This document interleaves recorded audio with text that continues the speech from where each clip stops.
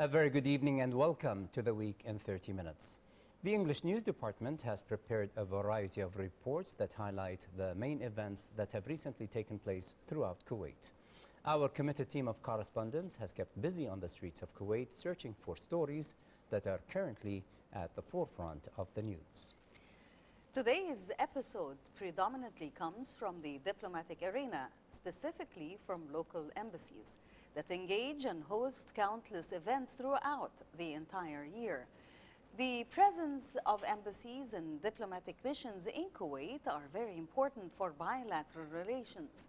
But above all, whether they are hosting a cultural, social, educational, musical, economical events or are observing their national days, there is no doubt that they are bringing closer and vibrancy with their striking synergy.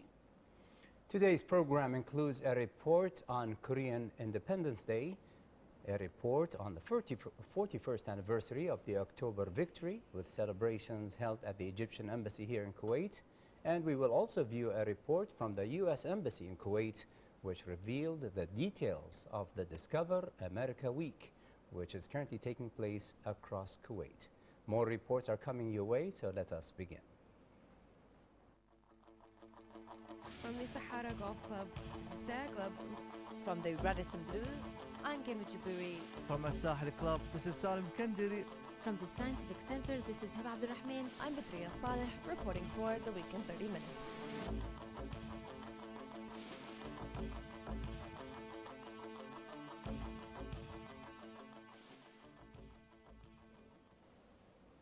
Our first report today comes from reporter Badriya Al-Saleh, who had the opportunity to share the joy and pride of the Koreans in Kuwait, who celebrated their Independence Day in an elegant and traditional manner. The ambassador of the Republic of Korea in Kuwait, His Excellency Mr. Shin Bu-nam, congratulated his fellow community members on Korea's Independence Day and gave special praise and focus to the strong ties between Kuwait and Korea. The ambassador reiterated that ever since Korea dispatched troops to Kuwait in 1991 to help safeguard the country during the Iraqi invasion, the two nations have sustained a steadfast and mutually beneficial partnership in all areas of both bilateral and multilateral relations. October 1st not only welcomes in the start of fall, but also hosts South Korea's Independence Day. In Kuwait, many members of the local South Korean community, as well as other member communities, gathered at the Regency Hotel to wish His Excellency the Ambassador congratulations on his country's National Day. I'm glad to participate with our friends in this National Day. Korea means a lot of things for Kuwait. We enjoying an excellent relations with Korea, and we have our cooperation in many fields, in the constructions and the energy, investment, trade, and we always looking forward really to enhance our contacts, our cooperation with Korea, especially when we always remember the strong stand which we received from them during the difficult days which we passed during the invasion. We remember this strong stand from Korea to support Kuwait and to stand beside Kuwait. So we wish all the best the Korean people and the Korean government, and looking forward really to see our relationship with them always strong and strong. His Excellency praised the relationship between the two countries as well as celebrating and congratulating his fellow community members on their National Day. Kuwait is the second largest crude oil supplier and third biggest construction market to Korea. Since the 70s and 80s, many Korean companies have participated in major infrastructure projects, thus contributing to the economic development in Kuwait. thus showing the strong bilateral and relational ties between the two countries. This is our National Day reception, and we actually congratulate. This year is actually we celebrate 35th diplomatic relations, and before that we have some trade relations about 10 years. So our relation between two countries almost 50 years, half a century. These days we are witnessing kind of the paradigm shift of our economic relations. So far, we are concentrate the trade and the constructions, but now we are see the new possibility of the construction of a new town and the high-speed railroad systems cooperation, and also we have renewable energies and what else? Medical service. Now, already other GCC countries, including Saudi Arabia, UAE, Qatar, several thousand patients coming over to Korea for the medical treatment in our very sophisticated hospitals. Now we are talking with your government about the Kuwaiti patients for the treatment in Korea. Ever since the establishment of diplomatic relations between the two countries in 1979, Korea and Kuwait have been expanding their relationship in many fields, like military and security, society, culture, and education, just to name a few. Tonight, the ambassador and his guests not only celebrated South Korea's National Day, they also praised and celebrated a almost 50-year long relationship between Kuwait and South Korea. At Regency Hotel, I'm Badriya Saleh, reporting for The Week in 30 Minutes.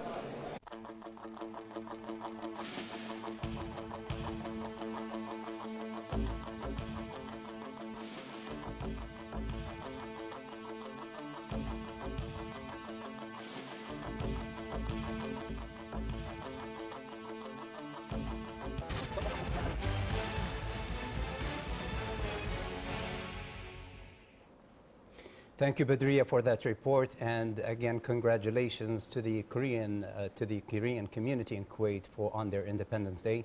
Dali, I'd like to share a short story with you on our last visit when we participated in the Asian Games in South Korea in Incheon. We were lost one day in the middle of nowhere, and we tried to ride on the underground, the metro station. We didn't know, nobody spoke English, and we didn't know how to get to where we wanted to go. And out of the blue, we met just the first person we met. He ended up helping us, buying our tickets. Of course, we paid for them, but he helped us buy them because they're so complicated. He rode with us on the train, took us to the destination we wanted to go to, made sure we are safe and happy where we were, and then bid us farewell. And that was the end. We took some pictures with him, of course. This is great. Just it really indicates how friendly and hospitable the Korean people are. And humanitarian as well. Yes, we had a great trip. And after this short story, our next report, the Egyptian embassy in Kuwait recently celebrated the 41st anniversary of the great victory of the October War by hosting a reception at the Jumeirah Hotel. The event, which witnessed a huge attendance from diplomatic missions and members of the press, also marked the National Day of the Egyptian Armed Forces. This year, Heba Abdurrahman will further elaborate on this unique event. Celebrating the 41st anniversary of the victory of October War in the year 1973, the Egyptian embassy in Kuwait held the reception ceremony with the attendance of Major General Ahmed Al-Umair, the representative of the Deputy Prime Minister and Minister of Defense Sheikh Khalid Jarrah Al-Sabah, and a number of Kuwaiti officials, in addition to a number of members of the diplomatic corps accredited to the military in Kuwait. Today it's we have to be proud of what happened in October 1973. It's a victory day not only for Egypt but for all Arab nations. You know, it's a day of solidarity, it's a day of victory against Israel. And this day changed the whole measures and the whole theories of war in the world. So today, the 41st anniversary of October Day, and I send a message to all the Egyptians here in Kuwait or in Egypt, to all the Arab nations, that this day you have to be proud of. This day you have to be happy of. All what happened in what you call in 1973, we'll never forget. This is a victory day. It's a turning point in our history and the history of the region. The head of the Egyptian military office in Kuwait, Brigadier Hatem Noor Ashur, said that the victory of the 6th of October in the year 1973 is a bright page in the history of Egypt and the Arab nation. The day when Egypt regained its pride and dignity with the Egyptian army crossing the Suez Canal to the Sinai. I cannot say more than very, very, very thankful to the brotherly Kuwait martyrs that they sent their life to be like this, to be here like this now. That's why I want to thank you very much for all the Kuwaitis that we have done to us. And that's it. And thank you very much. That's one I cannot find any word, but very, very, very thankful to them. And the head of them, His Highness. As you remember, he was the Prime Minister of the Kuwait in the war 1973. He did a very, very, very good job in this period of time, and he didn't save an effort to provide us with everything. And that's why we want to thank him very much and thank all the Kuwaitis about this day. He added that this victory was not easy or facilitated, as it was a patriotic act achieved by October generation, whatever possessed of loyalty and belonging to the dust of the dear homeland.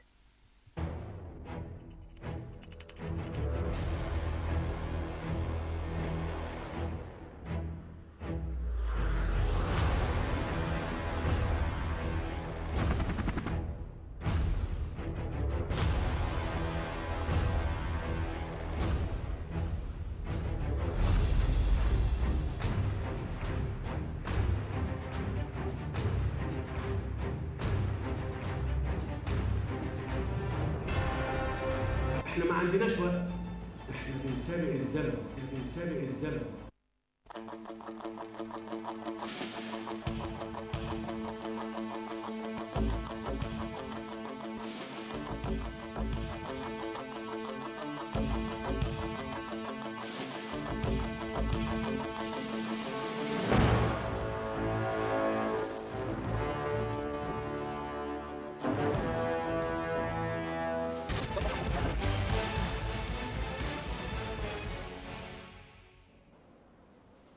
Congratulations to the Egyptian community in Kuwait on their National Day celebration,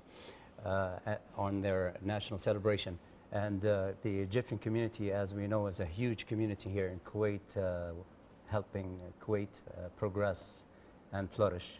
Yeah. Our next report today addresses a humanitarian issue, and it perhaps goes without saying that the state of Kuwait is at the forefront of encouraging and supporting humanitarian endeavors. The Assistant Executive Director of the World Food Program, WFP, Elizabeth Rasmussen, is on a special visit to Kuwait to attend a meeting for the main Syria donor countries and agencies.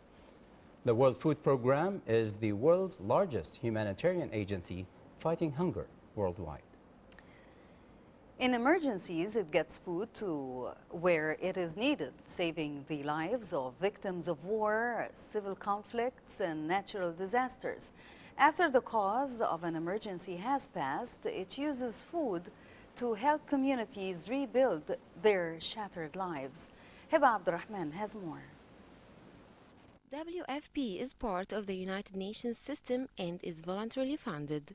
Born in 1961, WFP pursues the vision of the world in which every man, woman, and child has access at all times to the food needed for an active and healthy life.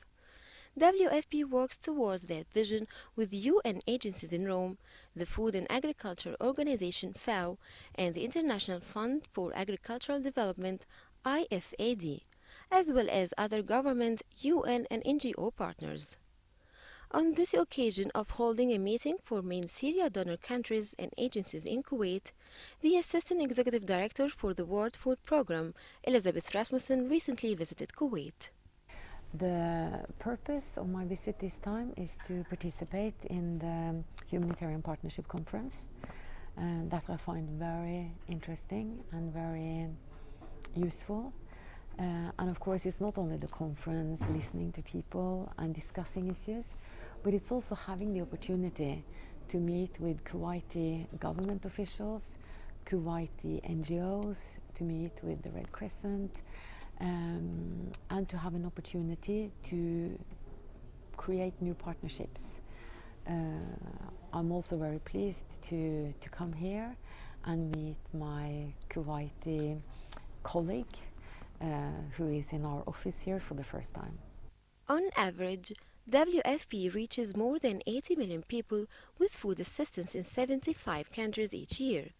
About 11,500 people work for the organization, most of them in remote areas directly serving the hungry poor. The World Food Programme is the largest humanitarian organization in the world. We are operating in 75 countries, covering the whole globe, but most of our operations are in Africa, and now of course also in the Middle East. We are very big. We have around 14,000 staff working, and the World Food Programme, as the title is saying, we are the United Nations Food Agency. We feed people. We feed around 80 million people every year. WFP's strategic plan lays out 4 objectives: save lives and protect livelihoods in emergencies, support food security and nutrition and rebuild livelihoods in fragile settings and following emergencies, reduce risk and enable people, communities and countries to meet their own food and nutrition needs, and reduce undernutrition and break the intergenerational cycle of hunger. From the Regency Hotel, I am Heba Abdulrahman, reporting for the Week in 30 Minutes.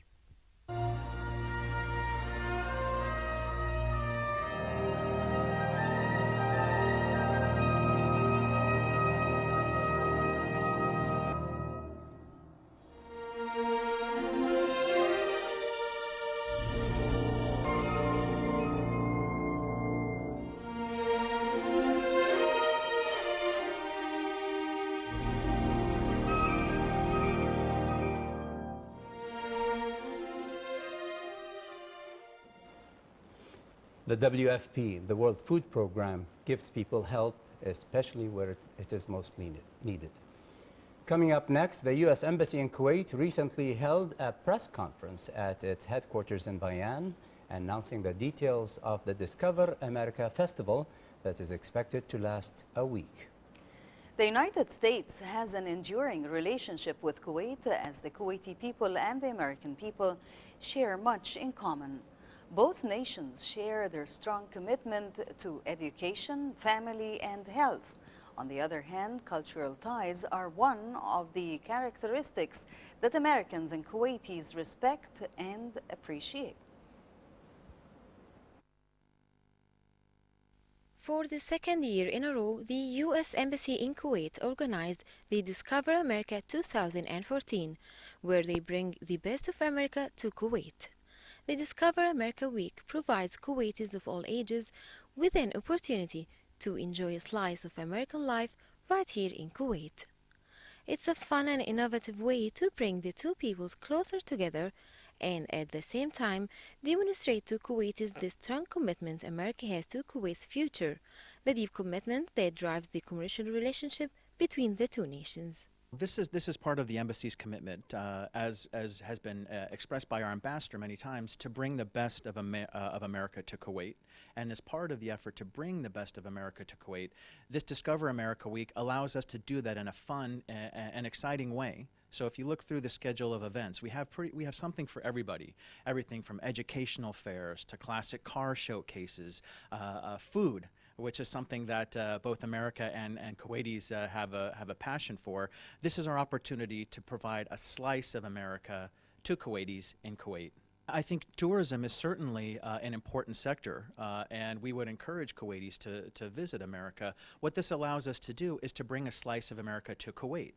Many Kuwaitis have the opportunity to travel to the United States, but there are many people who don't, or maybe not on an annual basis. So what this allows us to do is to bring the best of America to Kuwait. So instead of having to hop on a plane and fly to the United States, you can hop in your car and drive to the avenues, or drive to the 360 Mall, or any of the number of venues where these events are taking place. The Discover America Week includes different activities at different venues, unlike the last year's one that took place at only one venue.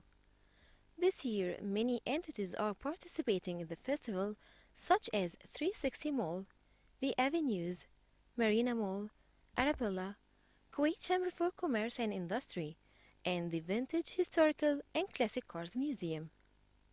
The festival also includes the American Food Week, American Film Festival, Discover America Shopping, Business Speaker Series, musical performances, an educational fair, as well as American Car Showcase. The 2014 Discover America Week would provide Kuwaitis of all ages with an opportunity to enjoy the American life right here in Kuwait. From the U.S. Embassy in Kuwait, this is Heba Abdurrahman reporting for the Week in 30 Minutes.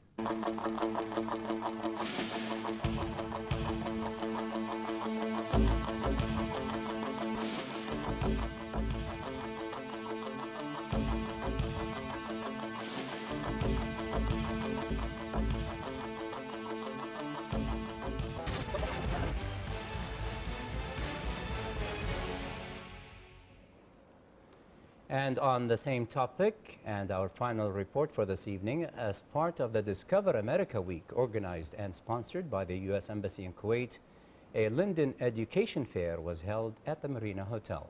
The U.S. Ambassador to Kuwait, His Excellency Mr. Douglas Silliman, attended the fair and toured the prestigious participating university booths.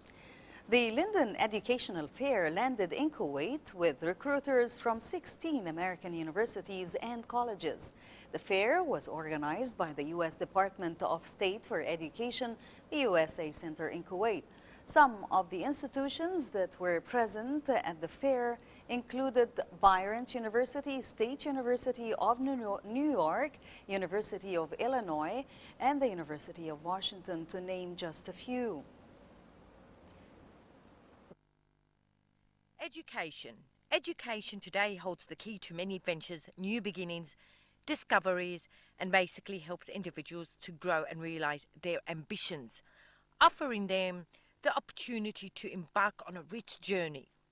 Linden Education Fair held a fair at the Marina Hotel with the objective of helping students better understand what they want from higher education in the United States of America.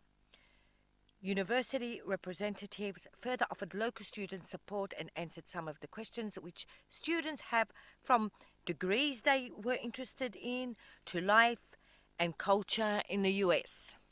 In general, American universities offer an entirely different style of education than most of the rest of the world. It's focused on developing life skills, especially problem solving. It's not rote memorization. So one of the reasons that we still have the best higher education system in the world is also the diversity of educational institutions, the different types of styles, and the huge number of very qualified professors and teachers at American universities. There are more than 2,000 American colleges and universities, and generations of Kuwaitis have gone to school in the United States. So there's also a lot of experience in Kuwait with the American educational system, and virtually everyone has a relative who has studied in the United States at some point.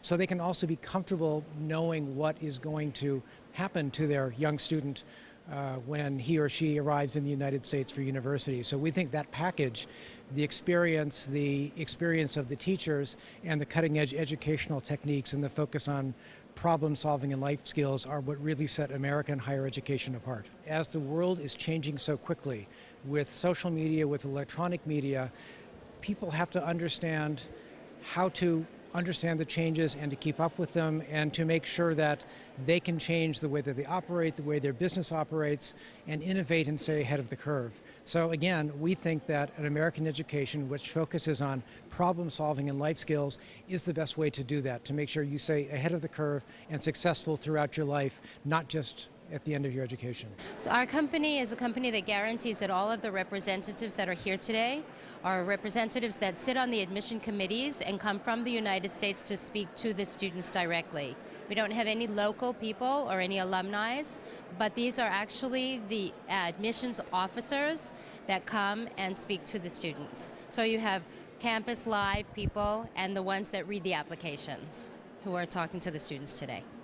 Some say that education is not the most important asset and that world knowledge and experience sometimes are equally important. That statement, in fact, might be true, though it is strongly thought that a solid education does indeed place individuals on the right path, while the rest of the journey is up to what each individual makes of it. Omaha is an excellent city, I think, for international students to come to. It's a cozy city in the middle of the country, and I think students who are looking for more of a traditional cultural experience in the U.S. Would find it in Omaha. It's a very welcoming community, and our Kuwaiti students, I think, get very active in the Omaha community because they really are contributing something to the community that maybe they wouldn't be in a city with a lot of Arabic or Kuwaiti students. I think education is extremely important. It can change a life, it can build a life, it can bring new opportunities and give personal happiness to people who are pursuing it. Students will need to apply for a visa before they can actually start their studies in the United States, and the process is fairly straightforward and easy, despite what some people may think.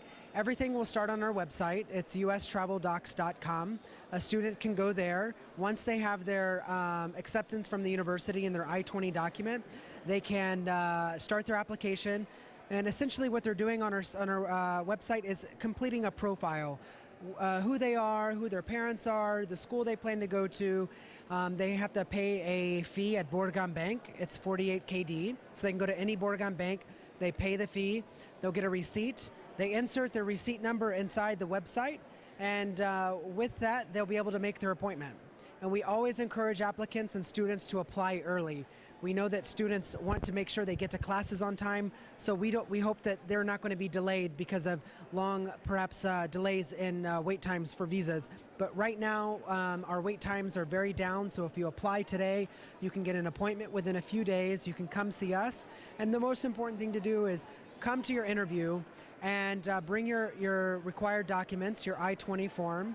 You're also going to need to bring your the receipt that you paid the SEVIS fee. It's a $200 fee.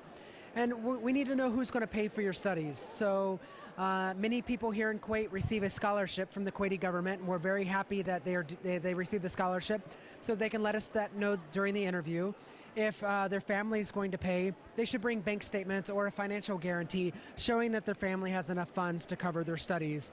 The visa process is very simple. The interview process is very simple. We just encourage students to apply early, be ready, and we wish them all the success in their studies in the United States. Linden U.S. Education Fair has a number of prestigious participating universities that offer great degrees for individuals who, according to many educational leaders, is the key to a global future where opportunities for growth are simply limitless.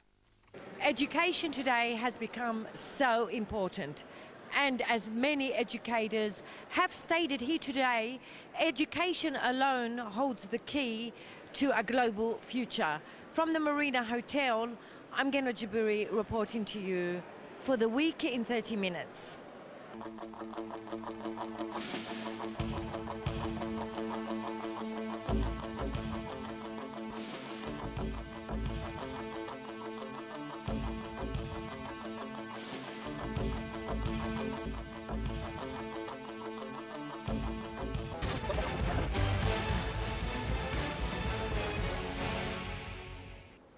On the education system in the USA, Dalia, first, there is the high level or standard of education you achieve there. And second is the vast number of choices you have of colleges you can attend. Yes. If you like the cold climate, you can go up north from Vermont to the east to Washington State to the west. And of course, if you like the warm weather, you can go down to Florida or Texas or California. So it gives you so many choices, as you know, as we know. Also, your children are attending Yes, they colleges just love in the it there. States. Yes. That's very good to know. Well, this brings us to the close of tonight's episode of The Week in 30 Minutes. We hope to see you again same time next week. Our highly dedicated team of correspondents is constantly out on the field searching for reports that matter most to you. We look forward to receiving your feedback on the stories we covered today and are ready to cover issues that are of special interest to you. So please email us your suggestions at moikuwaitnews@gmail.com. You can also follow us on Twitter at MOI Kuwait News and on Facebook at MOI Kuwait News. And of course, if you would like to see our reports once again, you can visit our YouTube channel at MOI Kuwait News. Thank you for joining us tonight and see you next week with more exclusive reports. Have a good night. Good night.